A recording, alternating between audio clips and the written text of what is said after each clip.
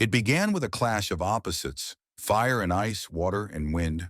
In mid-October 2025, while northern China froze under a biting cold front, the mighty Yellow River surged in the opposite direction, rising, swelling, breaking its calm. It was nature's contradiction, floods and frost striking at the same time, testing the strength of the land and its people. By October 17, 2025, Beijing and the northern provinces were caught in chaos. The country stood between two extreme forces, the coldest air of the season sweeping from the north, and a wall of floodwater rushing through the heart of China's second longest river. Millions felt the tension of two disasters colliding at once. The Yellow River, known as China's sorrow, was once again showing why it earned that name. Since late August, heavy rains had poured relentlessly over western and central China. The autumn rainy season had turned fierce. Torrents hit the southern basin of the Yellow River, hammering the midstream areas that pass through Shaanxi and Shanxi. By October, 4 consecutive rounds of intense rainfall had drenched these provinces. The accumulated precipitation was nearly 6 times higher than the usual seasonal average, the highest ever recorded. Under this deluge, the Fen River, the Wei River, and the Beiluo River, all major tributaries of the Yellow, rose above their warning limits. The earth, already soaked from weeks of rain, could hold no more. Every new drop rolled downhill, feeding the swelling river. On the night of October 15, the hydrological station at Tongguan, one of the main monitoring points of the Yellow River, recorded a discharge of 5,010 cubic meters per second. It marked the first flood of 2025. Just hours later, that number surged to 5,510 cubic meters per second, the highest in 61 years. What made it worse, experts said, was the timing. The flood came late in the rainy season, when reservoirs were already full and the ground was saturated. It was a slow-moving but complex flood, creeping forward with silent power. The Yellow River Conservancy Commission immediately launched a Level 2 emergency response. The Ministry of Water Resources issued alerts across Shaanxi, and Henan provinces. Emergency teams were dispatched overnight, embankments were checked, reservoirs were adjusted, hydrological data poured in hour by hour, every number a sign of rising danger. In Henan, local authorities were ordered to stay on alert around the clock. Evacuation routes were prepared. Loudspeakers echoed through the night in riverside villages.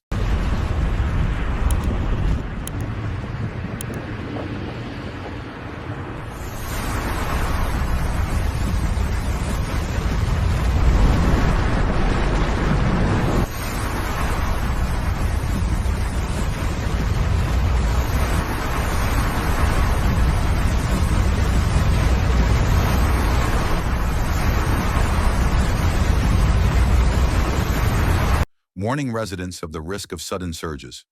The San Mengxia Reservoir opened early to receive excess water from the Wei River.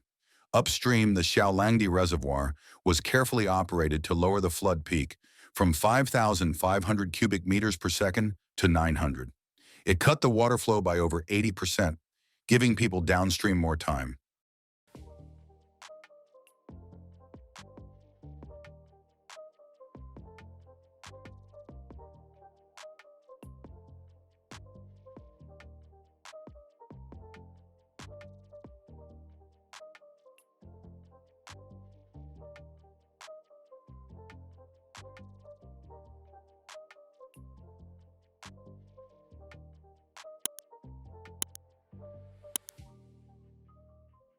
By October 17th, 41 operational directives had been issued to manage the flood flow.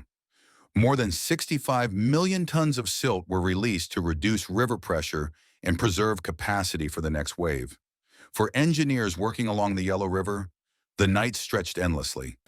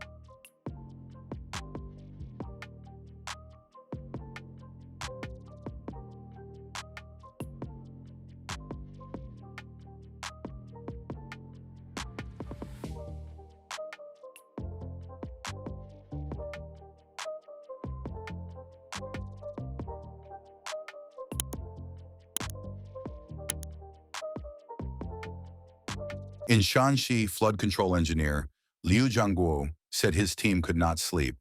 Every hour, hydrological stations sent fresh readings. Even a slight deviation triggered alarms. Surveillance cameras and drones were used to monitor embankments in real time, but tension hung heavy in the air.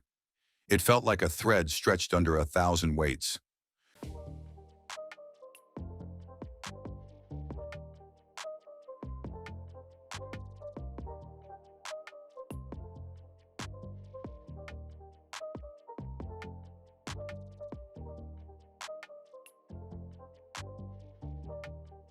Riverside villagers were restless but prepared. In Fen River's nearby settlements, residents stacked sandbags around their homes. Families kept flashlights and life jackets close. They knew where to run if the water suddenly broke through. The village chief explained that shelters had been built on higher ground for the elderly, and evacuation drills had been conducted days before the storm hit. Online images spread rapidly, men reinforcing riverbanks, women moving belongings to rooftops, children wading through muddy courtyards. Some villagers, remembering past floods, built makeshift rafts from barrels and sandbags, determined not to be caught off guard again. But while the Yellow River's middle reaches were drowning in floodwater, the north was freezing over. A powerful cold wave swept in from Siberia, described by meteorologists as the strongest of the year's second half. Yellow alerts were issued across Beijing, Tianjin, Hebei, Inner Mongolia, and Heilongjiang. In many cities, temperatures fell more than 10 degrees overnight. By dawn on October 17th, Tianjin's temperature had dropped to just 3 degrees Celsius. The National Meteorological Center said the season had shifted in a single night, pushing the north into winter almost instantly. In Beijing, strong winds lashed through the city. Taxi drivers spoke of running heaters after using air conditioning the day before. Street vendors burned coal to keep warm, saying the cold felt like December even though it was still autumn.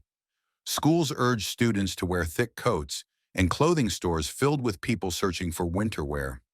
Farther northeast, Heilongjiang and Harbin saw their first snow of the season. The early freeze forced heating systems to start days ahead of schedule. In Harbin, officials launched full-scale heating operations to cover more than 380 million square meters of homes. Residents cleared snow from their porches, saying winter had arrived too soon.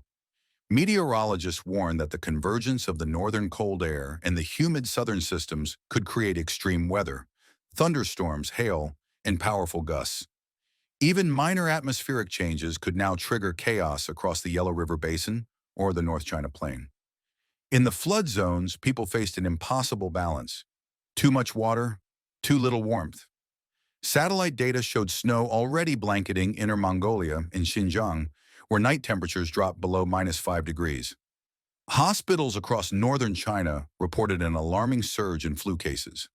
Experts describe this coincidence of flood and frost as rare and deeply concerning.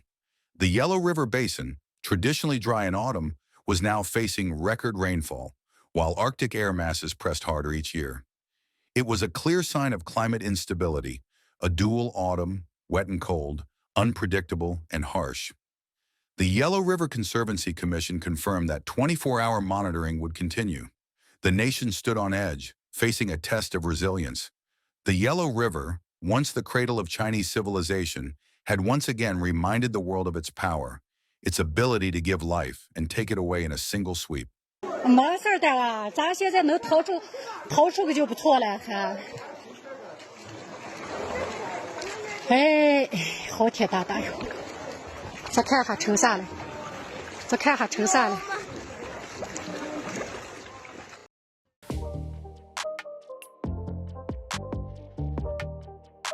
That's all for today. Don't forget to like and subscribe for more clear and calm reports on extreme weather events. Hit the bell icon so you never miss an update.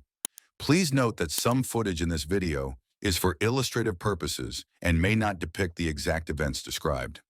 Thank you for watching and stay safe.